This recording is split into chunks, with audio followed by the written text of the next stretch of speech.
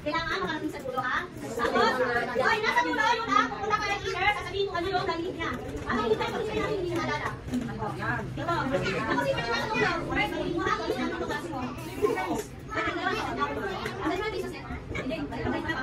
Pakinggan, sinabi mo sa klase. Okay, meron sa dulo, ha? Doon ka na! Pila ka doon. Hindi kasi maghanap pa yung teacher. May candy.